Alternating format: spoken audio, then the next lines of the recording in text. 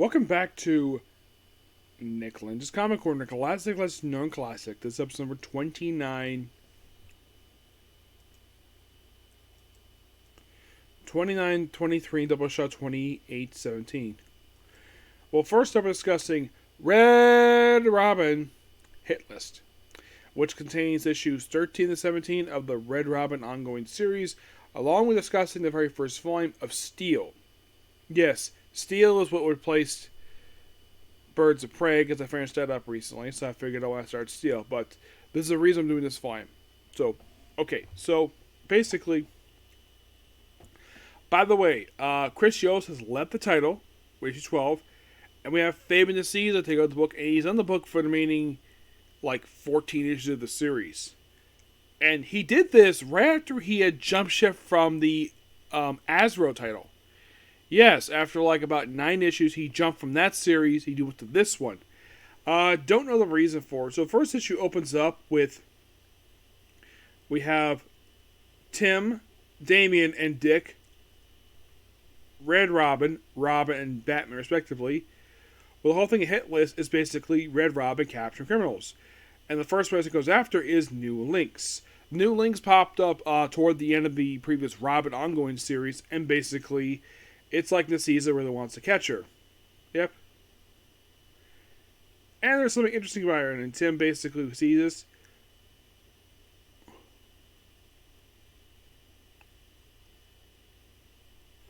We start here with Lucius here as well. Tim is basically interacting well with the Fox family.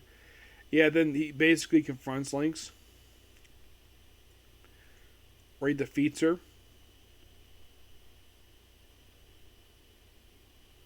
If it's the new Lynx, which, by the way, this Lynx, it's never revealed exactly what her real name is. Oh yeah, she's a police officer. Or she's a Hong Kong. Wait, no, you're too young. Hey, gang authority train 14. No, what? I'm sorry. It doesn't matter, what? She's all yours, officers. Yep. So, yeah, basically it's one down, minute to go. Yes, so you have Tim just catching bad guys. First being Lynx. But yeah, she does come back later. And then we have issue 14 where it's Red Robin versus Robin. But we have Marcus 2 in the artwork. So, looks like Damian went once again on the whole catching bad guys thing. So, and then we see Red Robin take on some weird criminals. So basically they team up. They get into a fight. And of course it gets scolded. And of course that... Yeah, and then we see a hit list of we see various superheroes in this list. We see Superman, Supergirl, Hawkman, Geoforce, Green Arrow, Arsenal, Robin, Guy Gardner, Mogog, Hal Jordan, the Atom, which I believe this is, I think it's either Ray Palmer or, it's not Al Prey, he's been dead at this point. I think it's either him or probably Roy Cheadle. Actually, Roy's actually dead at this point, so it's probably Al Prey. It's probably Ray Palmer. Azrael, which is the current Azrael. Wonder Woman, Captain Marvel, Mary Marvel, and Red Tornado.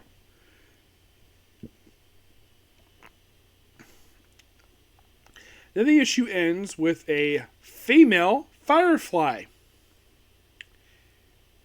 And you're thinking, Nick, wait a minute.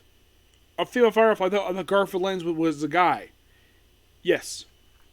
Female Firefly. Yes, a female Firefly, which I think this is the one that popped up on Gotham. Yes, because I remember the one that popped up on Gotham really well, where she was an old friend of Selena Kyle's, the teenage version of the character, and kind of in a way... Now, she looks like female Firefly. Let's see if I can find what her name is.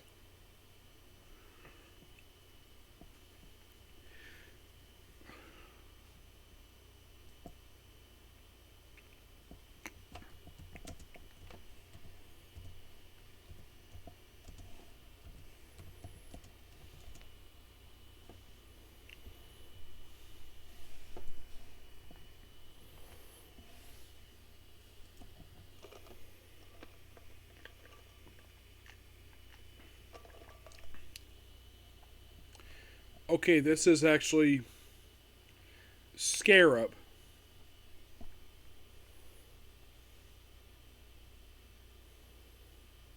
Yeah, this book is not technically her debut.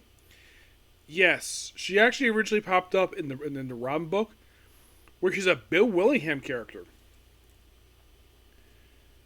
Yeah, and she actually, well, she appeared toward the end of the Robin title, and this she appears here in this arc, and then she pops up a couple more times after this, and that's the last you see of her.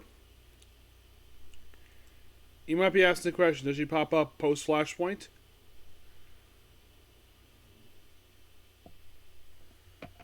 This character?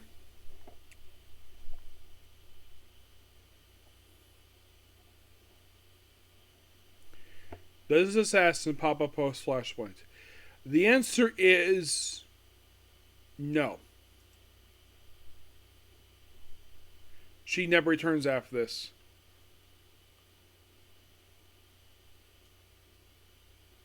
Yeah. So basically, we deal with her in this issue.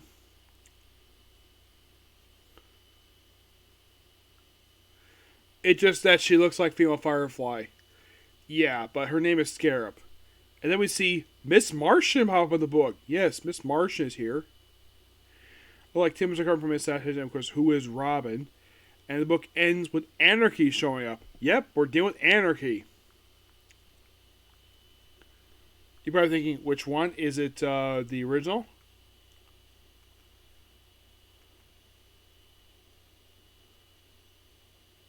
No, it's the second one. Ulysses Hardin Armstrong, formerly the General.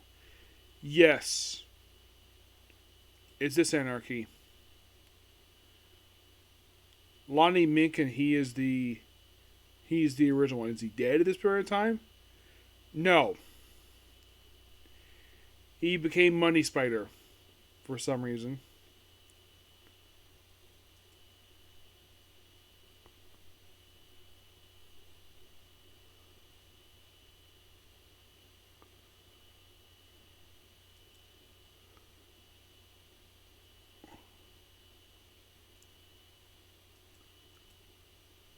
They basically post Flashpoint had several anarchies.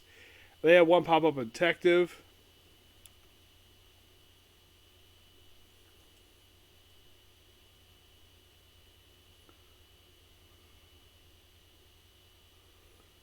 Yeah, they had the action pop up in uh, this run, and he got killed off. And I am Batman #1.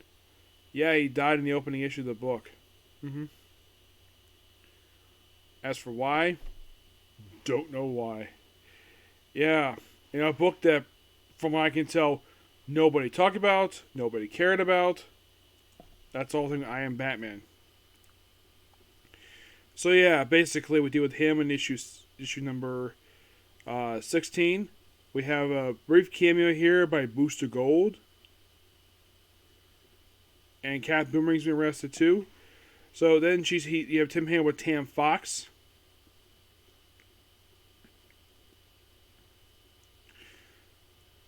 And then of course Tim sees Cat Boomerang.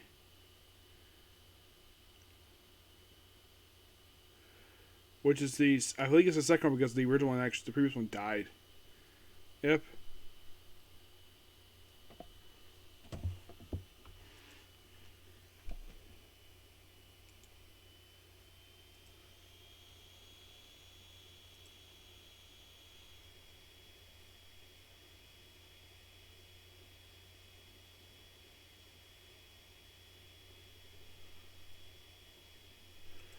Yeah, and also Tiffany Fox, who is she makes her final appearance in this book. Yeah, she's up here again.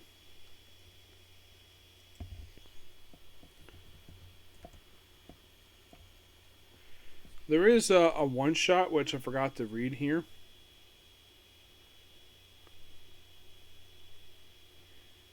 I'll probably do it next time. It's Road Home Red Robin.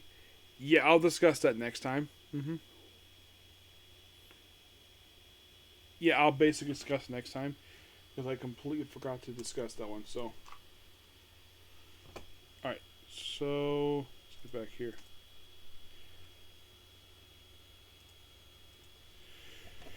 Yeah, I'll discuss next time. So finally, let's cap off with issue 17, which of course is deals with Batman Incorporated because Bruce Wayne's back. So yeah, and also this is the epilogue to Hit List where you have, well, Cassie Kane pop up now. She's Black Bat.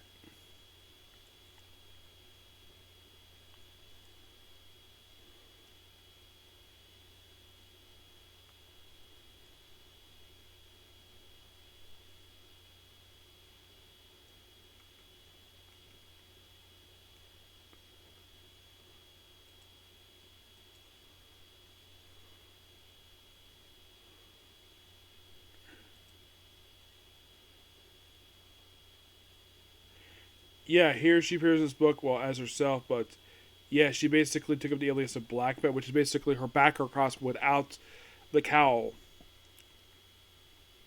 So yeah, we have Cassie and Tim work together again, which is the first these two have worked together since the Fresh Blood crossover. So it's a very interesting standalone issue, and also the fact that Lynx pops up here too,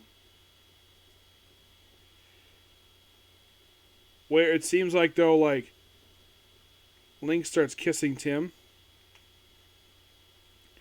Yeah, and it's also implied that Lynx has fallen in love with Tim. And then we see Batman show up in his new Batman Incorporated attire. Yep. You got to thank Grant Morrison for this thing. Now, I'm not sure who designed it per se, but it's a great looking costume. And I would say a aspect of this to continue on for New 52, except they gave more lines and they took away the oval. They made just a regular bat symbol. They took away the oval. So then reunite with each other. And the book ends with them basically flying about like a reunion of the old classic Batman and Robin. Yeah, great stuff here. I give Hit List a 10 out of 10 because that's really good.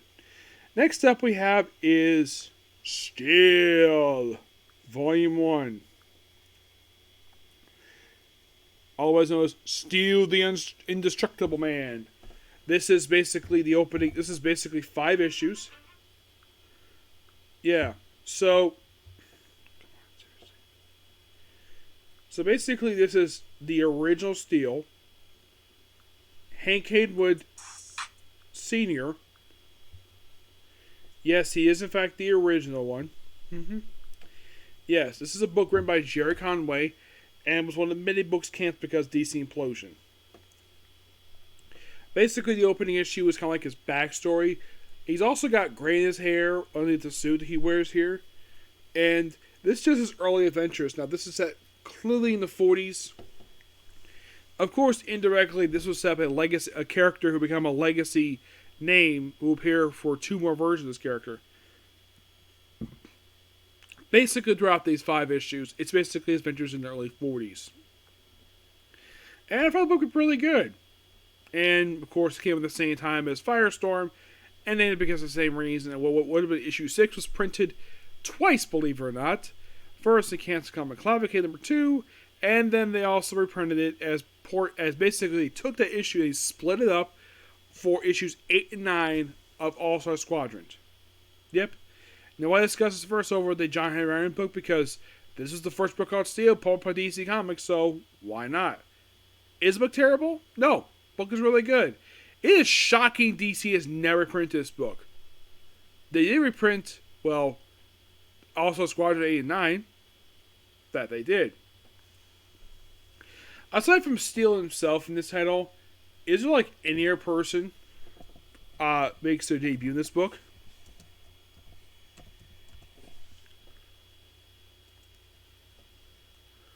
Throughout these 5 issues besides him? There's also the Giles family, where we have Dr. Giles, who was a recurring character. He is basically a supporting character in this book. He was here for pretty much issues 1, 2, 5, and then he got killed off in Officer Squad number 8. He appeared and then he was found dead in issue 13 of the book. I think it was killed by Blair and Blitzkrieg.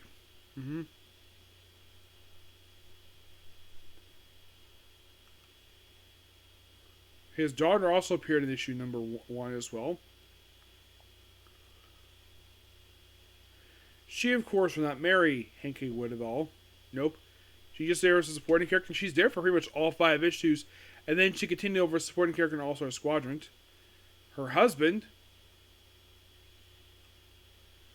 is someone who worked with... her husband only appeared in the All-Star Squadron book. He never appeared in the original book. Nope, never did.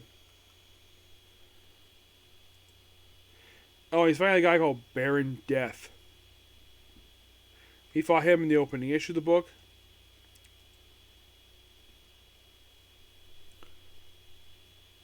Issue 2, he fights a guy called Mineral Master.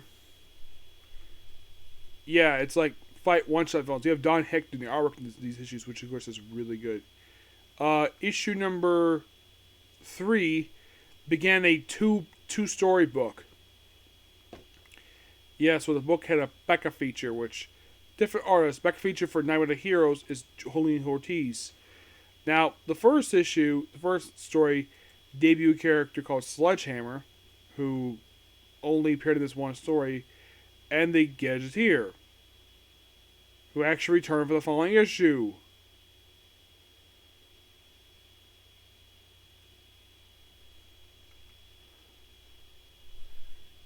And Night with Heroes, well, it also features the Gadgeteer as well, which he later disappeared like right after this issue. And then issue 2 also had this too. And then of course dealing with the Gadgeteer. Yeah, dealing with him throughout these issues. Al Mulgrim, his co-artist for Firestorm, joins the book. And the final issue is him versus a swamp monster. Yep.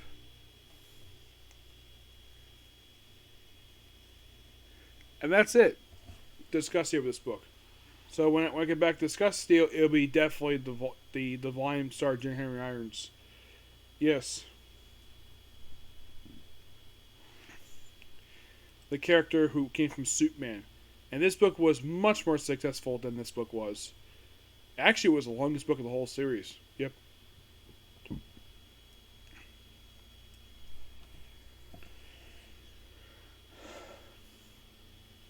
I'm going to give Steel Volume 1 a 8 out of 10.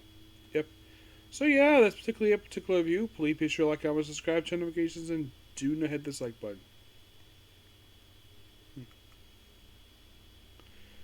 Alright, next up is going to be That's Some Crimes of Sun. Before that, I'm going to take a little break and work on, well, some, I'm going to do some gameplay. I'm going to play a video game for an hour, and then next episode, That's Some Crimes of Sun. Okay, next video. Bye.